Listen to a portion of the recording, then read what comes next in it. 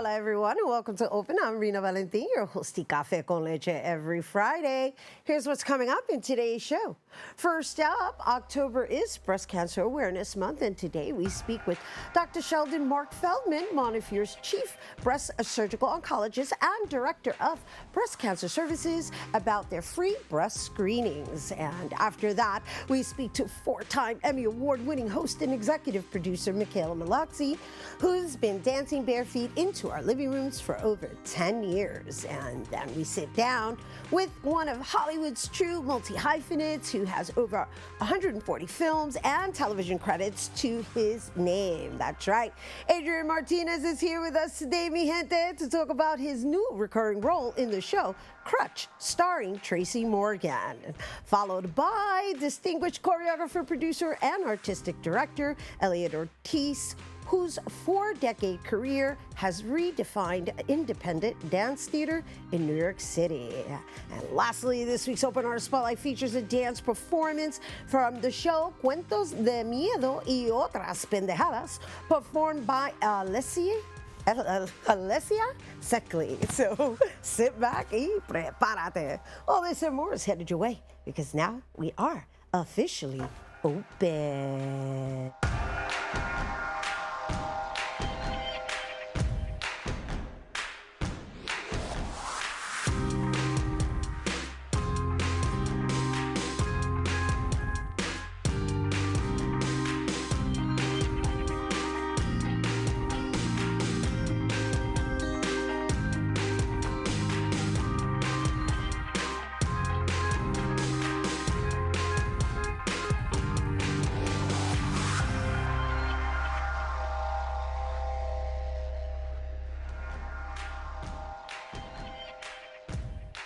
Hey everyone, welcome back to Open. I'm Rena Valentin, your host, Café con Leche.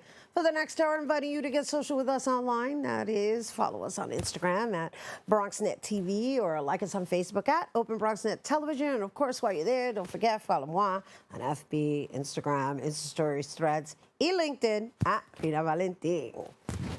So in recognition of October being National Breast Cancer Awareness Month, Montefiore Einstein Comprehensive Cancer Center is opening its doors to everyone in need of an examination, offering free breast exams for women 18 and older, mammograms for women 40 and older, and women's health education and information. Our first guest is here to talk about the importance of breast cancer screening and to invite you to Montefiere's free breast cancer screening taking place this weekend. Everyone, please welcome Montefiere's Chief Breast Surgical Oncologist and Director of Breast Cancer Services at Montefiore Einstein, Dr. Sheld Marc Feldman. Hello and welcome and good morning. And I don't think I've ever used the word breast so many times on air. Irina, it's a pleasure to be here. Thank you. Thank you for making the time to be here with us. I mean, I understand. We have like the Oscar of oncology right here, the Oscar winner, I should say, of oncology right here on our set today. Well, you're kind. I appreciate that. I like it, actually. Yeah, well, you know, it's apparent that you've committed and dedicated your entire life to it. So can we talk a little bit about that? Yeah, so, you know, some people choose their profession and others are chosen. And I feel like I was chosen. And I was actually being groomed to become an open heart surgeon when I was in training. And then I received a phone call from my older sister Fern one day that she had a terrible pain in her back. And she was diagnosed with breast cancer when she was 35, had 3 small children, and she died a few years later. I see.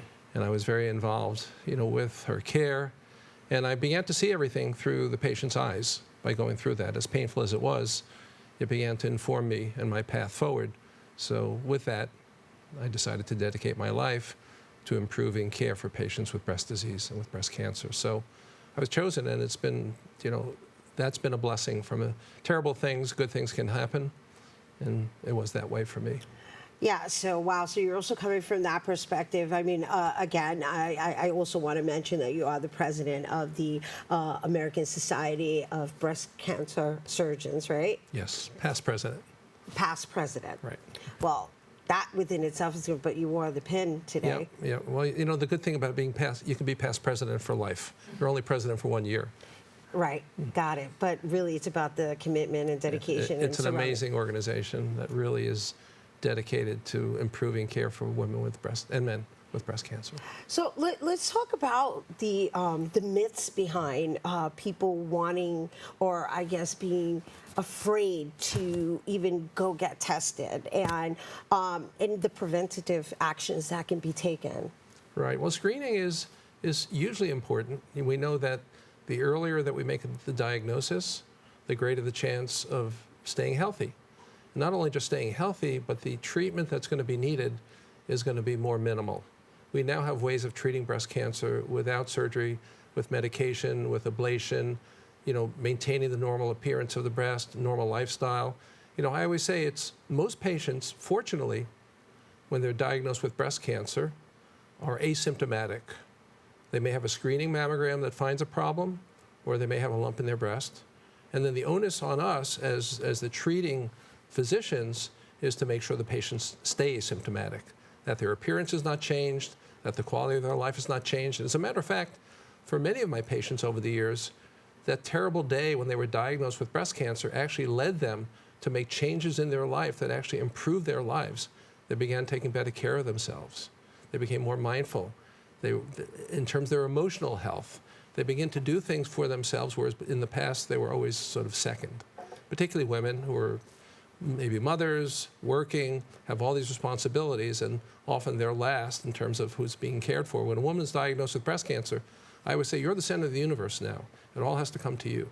So the earlier we find the disease, not only will the survival be better, but the actual treatments required will be less invasive and will be able to maintain the most normal appearance. So it's hugely important. And so how important is it for one to exercise getting checked on an annual basis, right? It should become part of like your regular physical checkup. Exactly. So screening is a patient making a statement saying, you know what, I am concerned about my health. I am pursuing a preventative path so that if I have a problem, it will be found early. So showing up for screening is hugely important and impactful. And, you know, mammography and clinical examination are incredibly effective and have been proven to save lives. So now in our free screening, we're going to be able to provide that for patients in a beautiful space where they can come and not only have a free screening done, but most importantly, to have the results of that screening right at the spot, right at that time. So they're not waiting for a result to come. They know if there's and if there's a problem, we hope we don't find any problems. We'll be able to really evaluate that patient right then and there. And so we were just showing a clip of the actual facilities, and it looks so serene, and it actually looks like a spa. It is a beautiful facility. It really is very patient-centered. And, you know, when you come for any test, any medical facility, it's scary. You're taking time out of your day to come. People are worried that maybe they're going to find a problem. So everything that we can do to make the environment as healing and peaceful as possible, we've done. And not only that, but the staff who's there as well, the programs that we have to reduce risk, for education, for nutritional support, for mind-body things. You know, we have put the whole spectrum of treatment into this center. That's the reason that I really came to Montefiore, was to help build this. And it's been really an amazing journey and really very gratifying. Now, when in offering free events, such as the one you're offering this Saturday, is that because there aren't very many people actually exercising, getting checked on this level in the Bronx? Well, we don't want there. So the screening rate in the Bronx is definitely lower than, let's say, in Manhattan, and we want to improve that. And we've been able to improve that by having multiple sites for screening throughout the borough. But then there are patients who don't have health insurance, which is a barrier. And right. The way things are going, more and more patients may not have health insurance. So it's important to be able to have these free screenings so that patients can come without worry about financial concerns and that they can get the care that they need. And basically anybody can come, and all they have to do is register? Yes. And so I want to just dive a little bit more into what this really, how important this really is, right? And I'm even going to share on a personal note, like the first time I started getting myself examined, which was very many years ago. It was a very frightening feeling. It was extremely frightening because I'd never experienced this, and obviously my head was hoping and wishing that they don't find anything, and then being asked to come back to double check put me in more fear. That I started creating all these thoughts in my head, and really once I got the clean slate, I was able to live a lot more freer in thought, in mindset, even in showing up for myself, right? Because I went the extra mile to make sure that everything is operating accordingly, because as we age, we have to look into our bodies a little deeper. Right? And so you had mentioned something about certain individuals showing up and then becoming like the spokesperson of their families. Can you share an example of that? Well, I think, when patients come for a screening, there are a couple of purposes to the screening. One is obviously to do the examination, to do the test. But it's also about education, about what is breast disease, because we do see patients who develop a lump or have some symptom in their breast, and they don't know what to do, or they're not concerned that that's really a problem. And for that, actually, we have developed a new pathway for patients, which is different than screening. We call it the breast rapid assessment. So if a patient or a physician notices a finding when examining a patient that's suspicious for breast cancer, we want that patient to be seen within 24 to 48 hours. And we have a hotline for that, and that happens. And if the patient comes, and they need to be further evaluated with mammography, biopsies, et cetera, we do it right then and there. What we've learned a lot for our patients in the Bronx community, everyone has busy lives, but many of our patients have very difficult lives and very competing issues in their life in terms of they can't miss time from work and childcare and all these things. So when patients come to the breast center, we want to be able to offer all of the modalities that they need while they're there, so they're not making multiple trips. When a patient comes for screening, that's so important that they've actually said, I'm being proactive about my health. I want to know, I'm scared, but I want to know if there's a problem. And then they can help educate their own family, because other members of the family might be, oh, you went, that's great, how was it? Maybe I should go too. So it builds on it, which is really what we want. We don't want patients to be diagnosed with advanced disease and have serious treatments and maybe die when that could have been prevented by an earlier screening. And that's really the message. Beautiful, and thank you for bringing it here to us and our viewers, and for, I guess, shifting the mindset, right, which is what we've been discussing, and that is to even identify Montefiore as a place of healing versus a place where one has to go when they have ailments and or illnesses. And this is the first step in being proactive and taking action, showing up for yourself to make sure that everything is okay.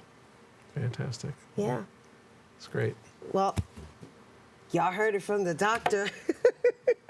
Dr. Sheld Marc Feldman, everyone. Thank you so much for bringing it here to us on Open. Once again, everyone, Montefiore's free breast screening event is taking place this Saturday, October 11th, from 9 a.m. to 12 noon at Montefiore Einstein's Breast Care Center on Hutchinson campus, located at 1250 Waters Place on the 7th floor, Tower 1 in the Bronx. And if you're interested, and we highly encourage you to use this number, please call 844-BREAST-6 or 929-246-6300. And for more info, you can go to MontefioreEinstein.org.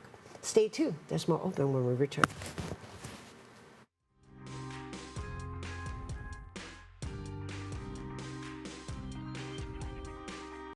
We are the Eco Leaders. We learned that everything starts with ourselves. Then we have to educate ourselves. Then we have to build community and use our imagination.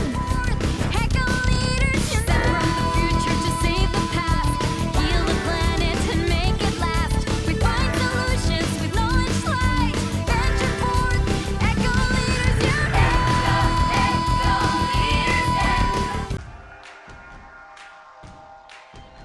Hey everyone, and welcome back to Open. And through her travels, our next guest, who is no stranger to the show, has been meeting people from all walks of life, building relationships through the power of music and dance while exploring traditions, culture, and artistic expression. And here to talk about her 8th season of Bare Feet with Mickela Mallozzi, which airs on PBS nationwide and streams on Amazon globally. But we want you to watch PBS. She's also here to talk a little bit about her recent Social Dance Innovator Award. Everyone, please welcome back to Open host and executive producer of Bare Feet with Mickela Mallozzi, and Eve Wolff, executive director of Dancing Classrooms. Hello and welcome. Hi, Mina. Well, I should say welcome back. I brought a friend this time. I did. I like that. I like that. Yeah. I like that. I like that. So we can mix up the conversation a little bit. More dancing. More dancing, and not only that, we're concluding Dance Week, right? Yes. right. Happy Dance Week. Oh, happy Dance Week. Happy National Dance Week. Happy National Dance Week, and you already know we're Yes. going to conclude dancing. We have to. Yeah, but you know, Mickela, I adore you, and I'm just gonna congratulate Thank you on air, even though I'm hugging on you and always like because it's absolutely amazing what you have been able to accomplish and continue expanding. Right? I mean, come on, this woman travels the world. All right. She travels the world and dances with people, and then puts it on air. Yeah. I have the best job in the world. I've said this many times, especially sitting here with you.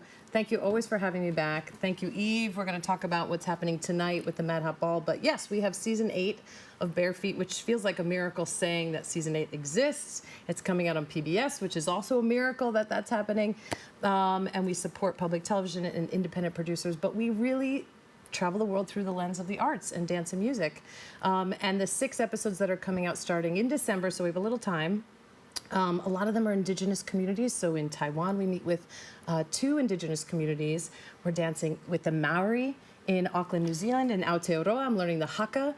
And of course, we're in Havana, Cuba dancing. So it's been a joy to connect with people through the lens of dance and music. And it's a true honor tonight to be honored by Dancing Classrooms at their Mad Hot Ball Gala this evening. And congratulations Thank you. on that as Thank well. And so let's talk a little bit to you, Eve, because this has been a long-term relationship. Yeah. That We've been in bed with each other for a while now. Ouch! TMI! You just did. Well, once you dance together, it's forever, right? Es lo mismo. Meaning it's like the same. Yeah. Well, can I give a little background of how I really connected with Dancing Classrooms? Because I grew up watching Mad Hot Ballroom, which is this Oscar-nominated film that came out 20 years ago, fell in love with the story of how dance transforms kids' lives, and then about 8 years ago get a call from the working director at the time saying, we're a fan of your work. We'd love for you to be a judge. And I was floored. I couldn't believe that was a real email. And then from there, just became part of the family of being a Colors of the Rainbow judge and co-emceeing one of the Mad Hot Balls, and then also doing some virtual events with you guys during COVID. So it's been this beautiful, natural, organic relationship that now, I'll let you continue to talk about the program, but I want to say how passionate and how honored I was from day one to be called and asked to participate in any possible way with Dancing Classrooms. It's an incredible organization. Well, thank you, Mickela. I mean, we're so honored to just be part of your sphere. What Mickela does with social dance and bringing dance as that connector to people that she meets on her travels and, of course, in your television show, that's what we introduce to kids every single day that we work with them. We're the largest dance education provider for New York City public schools. We dance with over 14,000 kids every year, in school, after school. The majority of our programs last year were right here in the Bronx. So we know how important social dance is, and we're just so excited to be lifting that up, especially during National Dance Week. Yes, as we concluded, right? I mean, it doesn't matter. It's still National Dance Week. Friday is part of the week. Right, and so, dancing for me is like, that's my love. That is my first love, like the communication that one's able to exchange through the movement of your body. Not to mention that it's healthy and proactive, since we're on a health kick. We're having conversations about being proactive about your health. It's a wonderful form of cardiovascular, and you don't even know that you're doing that. Right? You're just having a great time. But in dancing classrooms, I'm going to assume that you teach different styles and techniques. So just walk us through that. Yeah, we have programs for students in grades K through 12. And the bulk of our programs, what you saw featured in Mad Hot Ballroom 20 years ago, is what we call our social ballroom residency. So we introduce 4th through 8th graders to 7+ different social and ballroom dances and line dances. So they're learning waltz, bachata, tango, swing, salsa, foxtrot, rumba, right? So they're getting to learn about the countries of origin, about the fabulous originators who made those dances popular, as well as how to look their classmates in the eye, how to ask for permission to dance together, and to really feel confident and excited about something while they're at school. That's beautiful. And it also brings back the importance of human connection. Absolutely. Right? Absolutely. Because we are living in a digitized world where everybody's communicating through their devices. In avatar form, no less. Yeah. I'm just saying. It's true. And from what I've seen, I go to these beautiful Colors of the Rainbow competitions and their events and the galas, and you see the kids and you see this transformation.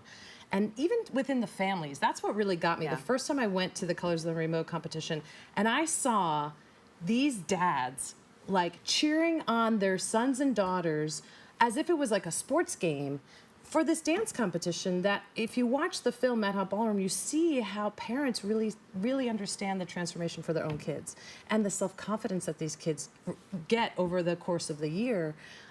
It's life-changing for these kids. It's wonderful, and it's so important, especially now. Like you said, we're so disconnected. So it's an imperative program. I'm honored to be a part of it. I'm honored to be awarded this award tonight, but also just to keep supporting the arts in such a special way. And it's free, right, for the kids? It's free Absolutely. for the kids. It's 100% free. Nice. No student pays to participate in our programs.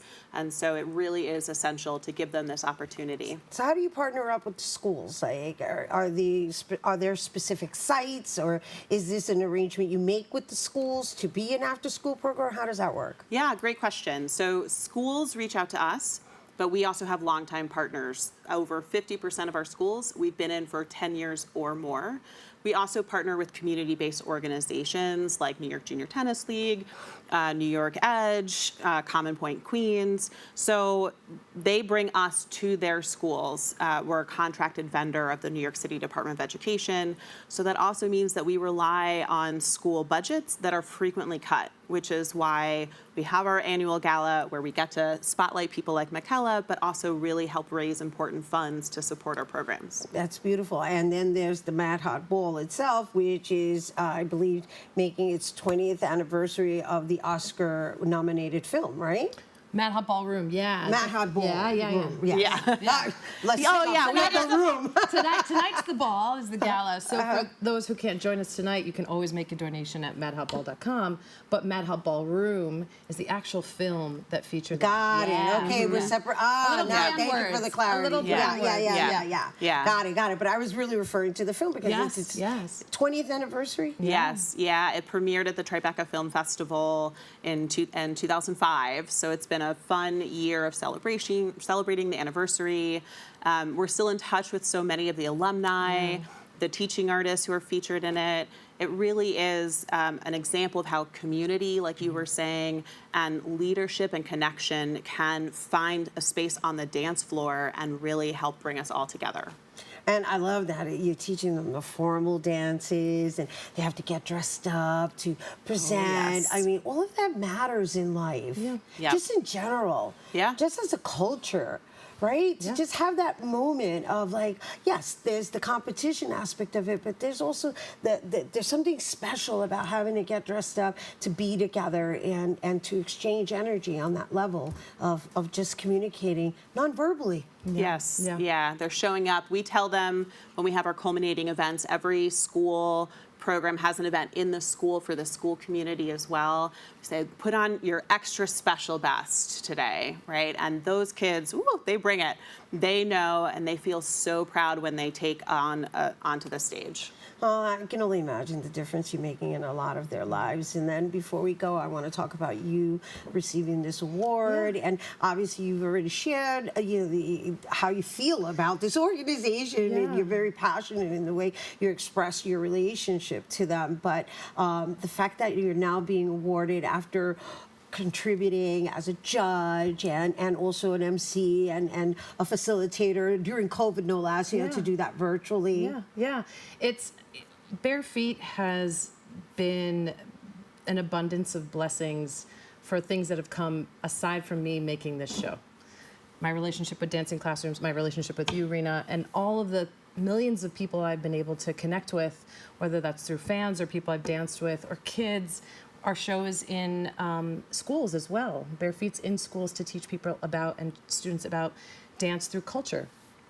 It has been an incredible journey for the past 15 years that I started this project. I know, I can't believe dating myself now. No, but not only that, we've had you on like practically every season except for maybe the first one. Yeah. Right? So this is your seventh. This is our eighth season. Yeah, that's your 8th season, but your seventh time, appearance on Open. Yes. Yeah. So I have to thank you always for having me on. But it really is this incredible journey that I never knew. I never could have imagined how many people I would be able to connect with because of this project. And so I'm very grateful for what has happened over the past 15 years, but what's to come as well. And I do love supporting other organizations that really focus on bringing dance to young people. Dance changed my life. I know it's changed your life. I know it's changed your life, Eve. And I've seen it change kids' lives over and over and over again. And I just want to keep pushing that message out that dance is accessible. Dance should be part of our everyday lives. Dance brings joy, it brings connection, it brings form of cultural identity, so many things. So why not keep pushing that message forward? So yeah, I'm very proud of everything that's happened, but I'm grateful to everyone who's supported over the years. Well, we're proud of you here on Open. I'm personally proud of you. And we're grateful to you for bringing your new friend, right? Old friend, but new friend for Right. Bringing a new friend to us, I should say, because you're doing really great work as well. And once again, congratulations on another season, on this fabulous award. And once again, Mickela Mallozzi and Eve Wolff, Executive Director of Dancing Classrooms. And for you guys, if you want to, what are you guys doing?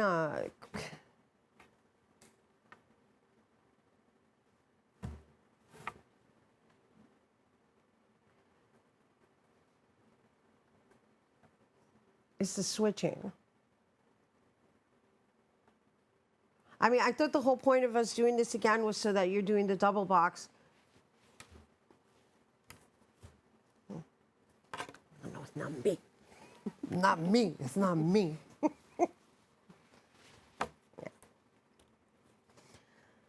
That would be awesome. I would be a Puerto Rico.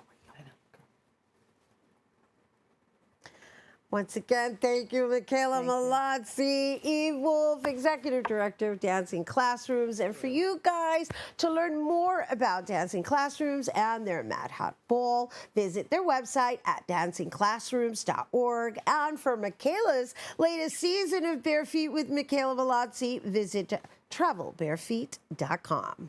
All right, stay tuned. There's more Open when we return.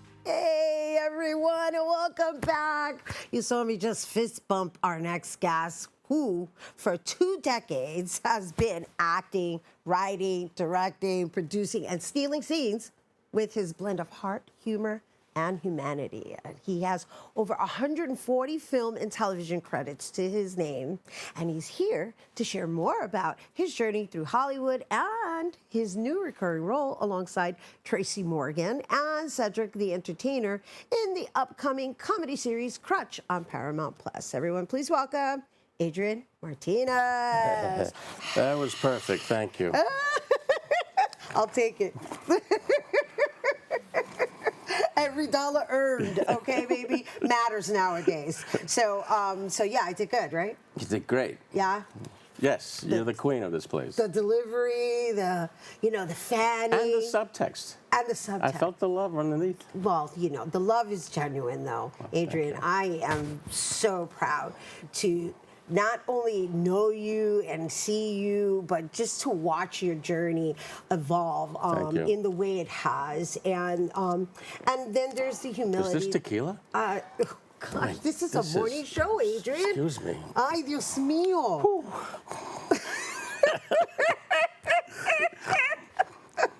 I swear it's not. I mean, I don't think it is. It's not. That's not what we served him. I'll say that.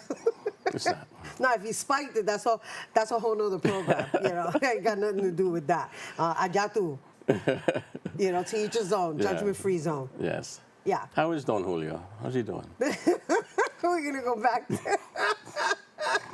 All right, go ahead. I don't know if they're gonna get it. I hope we get through this. But I was in the middle of being very serious and sincere about the love I genuinely carry for you in the way you have really pursued and continued to sustain in an industry that could be very challenging. Yes. Go ahead. You touched a nerve. No, yes, it's a tough business. It is, but I mean, did we just not say that you have 140 films and television credits to your name? Yeah, and I shot them all yesterday. It was crazy. So tired. You're on a roll today. It's going to be, oh my gosh, we're going to have such a hard time getting through this interview. Yeah. On a serious note, no, and we could keep playing, but really, on a serious note, yes.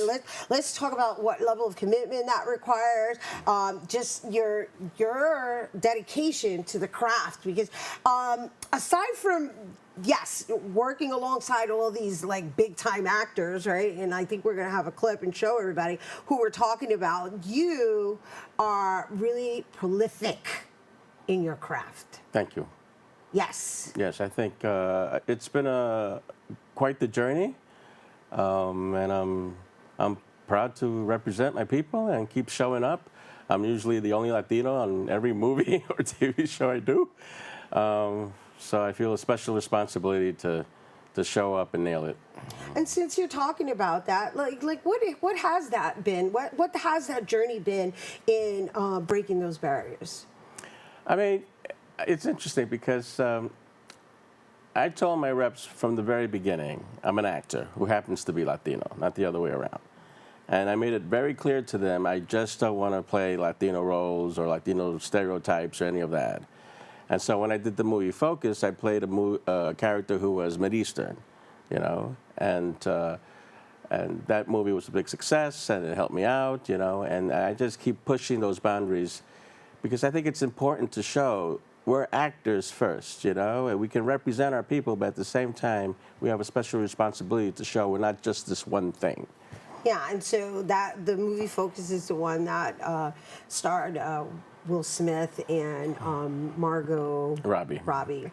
And I just want them to be aware of that, should they not be familiar with the film Focus, which I thought you were fabulous. Thank you.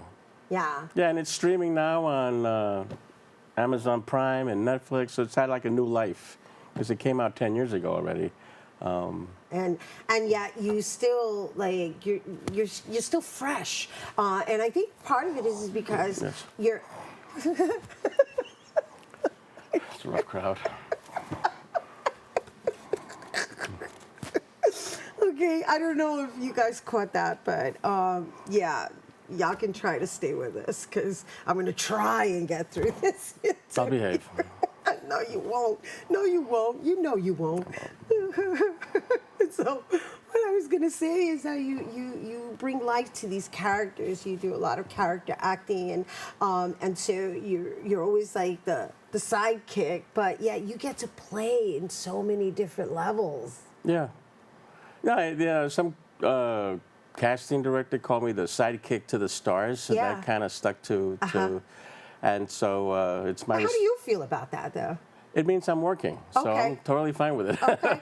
Yeah, yeah. But at the same time, I think, the older you get, you have a special desire to tell your own stories, not just be the sidekick. And so that's why I did my movie, I, Gilbert, which is because it was an important story to me, and it was all about a certain disconnection I was feeling. I, Gilbert, yeah, that's Yeah. your film, though. Let's just be clear and let's express to everybody that it's a film by Adrian Martinez through your company called Paloma Pictures. Yes. Right? Yes. And let's talk about why you chose to do your own film, even though you're a working actor. Right. I just feel like, there was a disconnection going on in the world, and I just wanted to give a voice to it. I was sitting on the subway opposite this person who happened to be a very attractive lady, and this guy just came up and walked to her and just started taking photos of her. And that's it. And she's like, well, what are you doing? You get out of here. And he was just so cold and dead inside. And then he got off on the next stop. And it just really stayed with me and bothered me. And at the time, my daughter was like 10 years old, and I was just like, who is she going to grow up and meet in this world if this is where we're going? And there's so much surface connection, with, social media and TikTok and all this. And I just felt like we're losing the human connection that we all really need to cling to. And now with the advent of AI, it's becoming exacerbated. And so it became an important story for me to tell about with this one person who literally loses his mind because he can't connect except through his phone. So it was an experimental movie I did with an all Latin cast and crew, and I was proud of that. And it also stars Dasha Polanco. Who was amazing. Orange is the New Black was her show that kicked her off, and she's wonderful in the movie. And Raul Castillo, who's doing really well, is the bad guy, and I'm proud of the film. And yeah, streaming everywhere. Yeah, no, it's important that we share your work, especially. I mean, it's, of course, the commercial work is fabulous too, but the fact that you made an emphasis on it's an all Latino cast, like our stories are American stories as well. Yeah. They're not solely driven or solely for the Spanish-speaking community, especially when we're speaking English. And I'm just saying, really, as a culture in general, like we're part of the essential fabric of America as well. Absolutely, and our stories are universal. Right. Because Latinos love family, and who doesn't love family and connection in that way? And so yeah, I think we're doing the right thing, telling our stories, especially now that artists are under attack. Yeah. And we need to humanize what the Latino experience is. Because if you just believe the news, we're just like cattle being rounded up. Right. And treated with such disrespect. I agree. So it's a special responsibility now as artists, of all artists, of all types, to tell their stories and really put out there the three-dimensional facts of who we are. And so just because I'm curious, right, when it came to putting I, Gilbert up, because that takes a lot of work to put your own film together, and then to you're already making faces to do your own film, to write it, to produce it, to direct it, to star in it, and then to get it distributed. That's the part I wanted to That's the learn punchline. about. Yeah. Yeah. Yeah, it got into some festivals, and one of them was the Los Angeles Film Festival, and Gravitas Ventures saw it and approached me about purchasing the film, and we worked it out. And yeah, you can stream it anywhere. And you can stream it anywhere right now. It's available for everybody to experience. Yeah. And so, yeah, you continue to work in the commercial market is what I call it. I got bills. Yeah. These indies, that $100 a day don't quite, So yeah, no, I got to do that. I'm shooting a film now and got some goodies coming out, so. And let's talk about Crutch, because that's actually going to be released very soon. Yeah. And you have a recurring role on that. Yeah, I play Tracy Morgan's sidekick, and it's a hysterical family show. It really is, I think, going to touch a lot of positive vibes. So Crutch plays this guy. He runs a hardware store. I'm his sidekick in it, and his kids, adult kids, move out of the house. Something happens, and then guess what?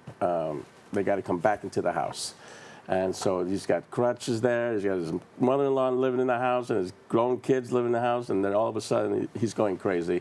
And I'm trying to walk him off the fence He's got and save his life. But it's very funny and sweet.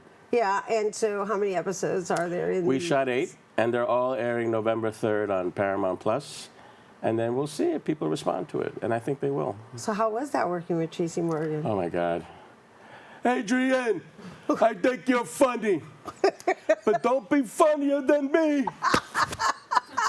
Number 1 on the call sheet. Lucas, where's my coffee? It's a lot of that. But his heart, you know, he went to hell and back with that Walmart, accident he was in. And so his heart is just so right there for everything he does, because he's so grateful to still be with us, and he's a real beautiful man. He really is. Yeah, well, we love him, and I love that you're working with him. And what about Cedric the Entertainer? Yeah, he came in. Crutch is a spin-off of The Neighborhood, which is Cedric's show. Right. So Cedric came in and did a few guest spots, and there's a whole lot of amazing guest stars in this.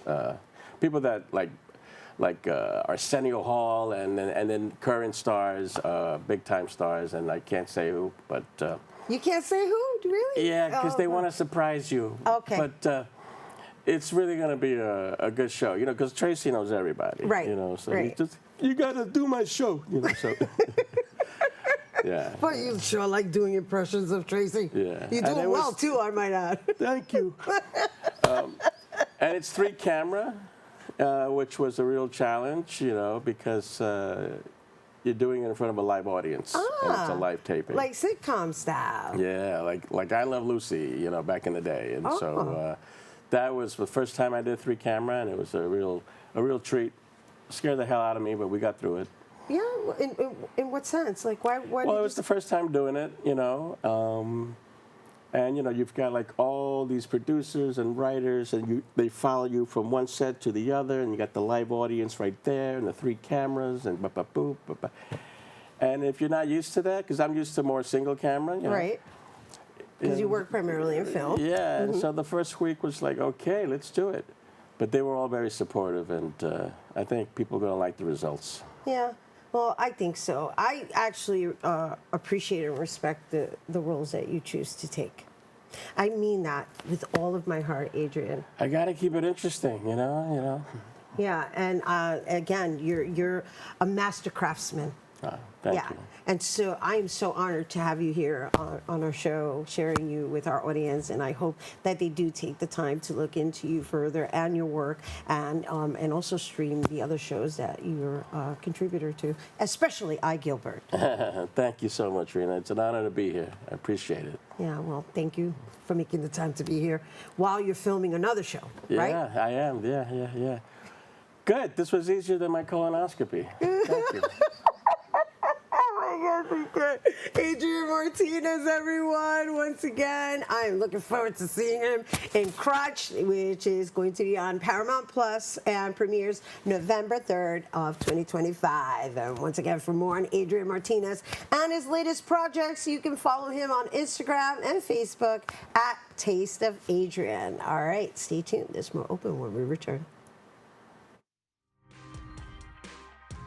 Sent from the future to save the past, heal the planet and make it last. We find solutions with knowledge slides. Venture forth, echo leaders unite. Echo leaders, echo leaders.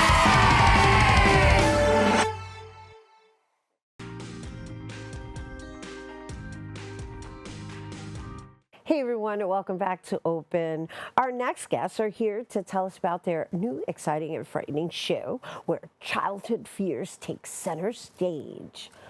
Cuentos de Miedo y Otras Pendejadas, or in English, Scary Stories and Other Stupid Things, is a blend of dark humor, surrealism, and fearless dance, theater, and drag to create a grotesque yet hilarious spectacle that reinterprets Latino legends. And here to share more, we welcome creator director Elliott Ortiz and performer Maga Cedeño. Hello and welcome back, Elliott. Thank you so much. Oh, we love having you on and your brilliant concepts. And this year you seem to be going into the direction of like the theme of the month, which is Spook October. Yeah. Close to.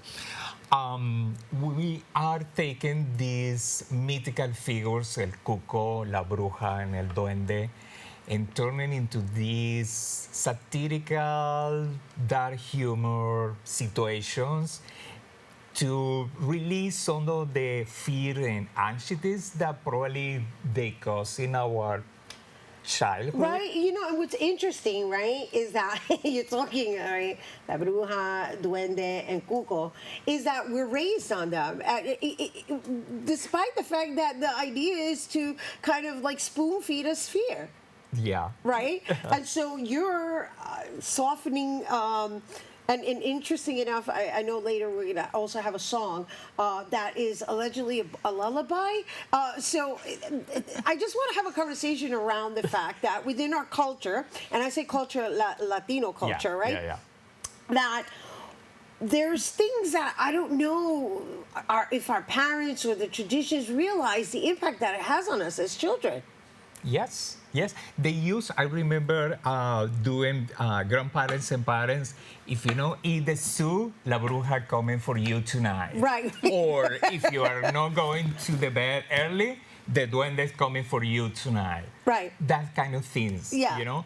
And then when we are grow up, we start feeling that kind of things, you know? Feeling uncomfortable in a dark room, right? Or thinking about that something is under the bed, right? So and you see, where is this coming? From there, right? From because that, psychologically it's placed in our heads, right? As a kid, and so going back to developing anxiety, which is a word I feel like we're all kind of combating in reality, right? Because the cuco symbolizes other figures nowadays. That was Adrian. Adrian ya me metió the comedic hour, pero Maga, this is our first time meeting you. Yes. Welcome to Open. Thank you. I'm very excited. So I know you're part of this presentation. Can you share a little bit about the role that you play? Yes, so I'm honored to play the role of Martha, the nanny. I'm proud to represent it because I represent every grandparent, every mother, every nanny that we had back in Latin America, scaring our kids, not on purpose, because their intention was not to have kids that are afraid of everything, but it was just a way to control it. Right.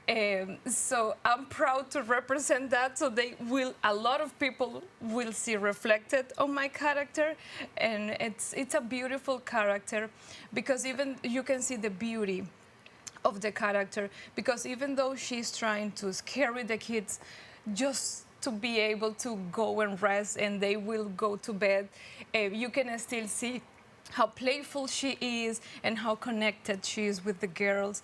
And that brings also love and kindness to the story. So is it safe to say that your character almost serves as a narrator, kind of? Yes, definitely. Because that's what it sounds like. Yes, right. I will connect all the points, and it's a beautiful story. All the different storylines, right? Because it's like vignettes, right? Yeah. And so we already sat La Bruja, Duende, and Cuco. Yes. Yeah. So once that she's welcome to the audience members when they come into to the auditorium.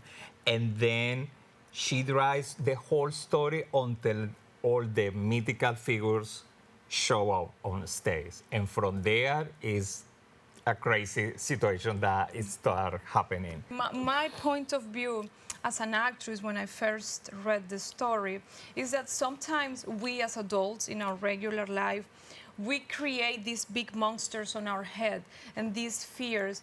But when it's time for you to face them, you realize that they were not that big and that scary. And that is something that will happen in this play for sure. You will see that those characters were not exactly what you thought about them. So is it an immersive experience? Yes. Yes. Yeah. Of course it That's- is. It's an Elliott production. That's other surprise. When the audience come in, they are going to pass through a tunnel, and in that tunnel is a kind of some elements of as a haunted house. So before to arrive to the auditorium. It's immersive. Yeah. It's going to be It's relatable to anybody that was raised on these stories. Yeah. Definitely. Yeah. Is there anything else we need to share that we may have missed? People is funny in the way that the nanny is welcome the audience about she described also the place and also the place, the house is supposedly in El Barrio, and she's talking about the Puerto Rican culture and some elements that people can feel that, okay, it's my culture, it's Right. my environment in Got one it. other way. Got it. So before we go, I want you to set up what we're about to experience with a taste of your presentation. Because we have a performer, Alessia, perdón, Ceci, right? Secli. Yeah. Cecily, I said it right. Who's going to be giving us a taste of a portion of the show? Yeah. Alessia is performing one of the girls. Uh-huh. And that's the scene when she and the other girl with the nanny, they are trying to tell several stories about before to go to sleep. And Alessia's character is going to say, I'm going to tell a story about Hijo de la Luna, about the moon, bewitching the moon to get a baby. But she's singing this song. It's a kind of lullaby, but she's telling another story at that time. That's what I mean. It's like, this is a lullaby. This one's over here ready to sacrifice her son to make some kind of alignment with the... Yeah. So, once again, I can't thank you enough for always bringing it here to us on Open, and it's very nice to have you on, Maga. I can only imagine what you're going to be presenting, what that experience is going to be like. Once again, Maga Cedeño, Elliott Ortiz. We're talking about Cuentos de Miedo y Otras Pendejadas. And right now, you're going to get a taste of Hijo de la Luna song, which is featured in Cuentos de Miedo y Otras Pendejadas. And performing, we have Alessia Secli.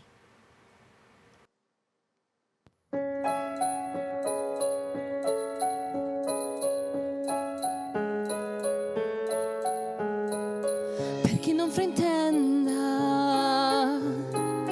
narra la leggenda di quella gitana che pregò la luna chiara ed alta nel cielo.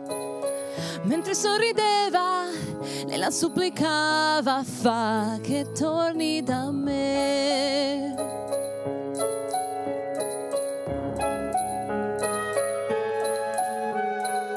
Tu rivrai quell'uomo, pelle scura, con il suo perdono, donna impura. Però in cambio voglio che il tuo primo figlio venga a stare con me. Che suo figlio immola per non stare sola, non è degna di un re. Luna, adesso sei madre, ma chi fece di te una donna non c'è. Dimmi, luna d'argento, come lo cullerai se le braccia non hai?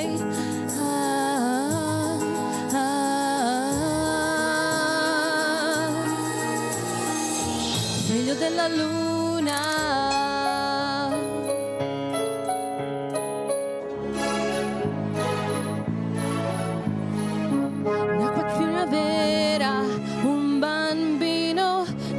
scuro come il fumo, con la pelle chiara, occhi di laguna, come figlio di luna.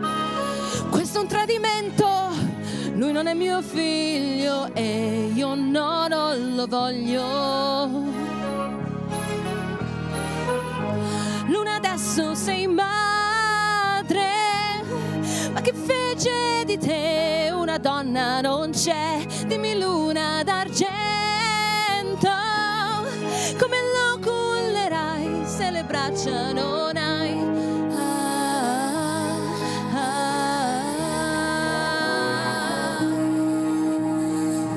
Figlio della luna.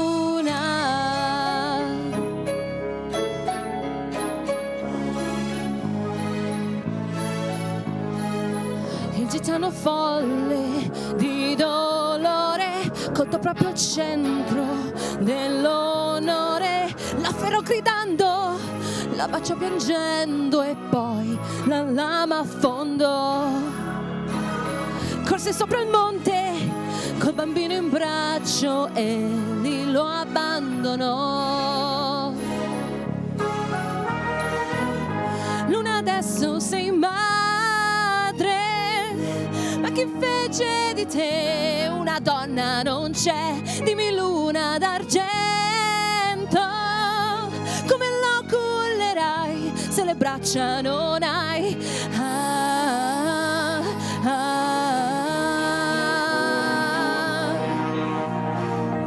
Figlio della luna.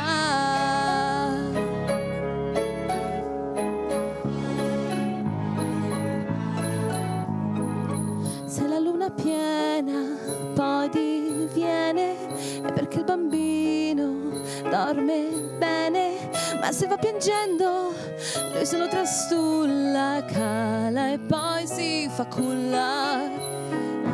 Ma se sta piangendo lui se lo trastulla, cala e poi si fa culla.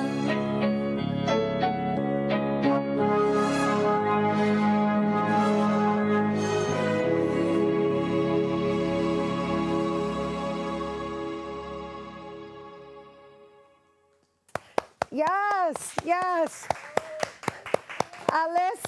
Alessia Secli. Yes. Once again, thank you for that. That was such a lovely treat. Everyone, Alessia Secli is, she just finished performing Hijo de la Luna, a song featured in Cuentos de Miedo y Otras Pendejadas. Once again, Cuentos de Miedo y Otras Pendejadas, created and directed by Elliott Ortiz, is taking place on October 17th through the 19th at El Barrios Art Space, which is located on 99th Street. For more information, you can go to d10projectnyc.org. And if you plan on going, we have a special code for you. Use La Bruja and make sure you let them know Rena sent you. Once again, use the code La Bruja. That is our show today, mi gente. Thanks to all our guests for coming through and to you, our viewers, for tuning in. If you missed any part of the show, you can check out this episode throughout the weekend, 24 hours a day at BronxNet.tv. I'm Rena Valentin, and from all of us here at Open, may the universe provide paz, prosperity, y amor. It's Breast Cancer Awareness Month, mi gente, so take care of yourselves and each other. And it's still Hispanic Heritage Month. And on top of that, it's National Dance Week. ¡Wepa! Vamos a cerrar bailando. Woo! Come on. Where you going? Whoa, Adrian, ven acá. I got a partner. ¡Wepa!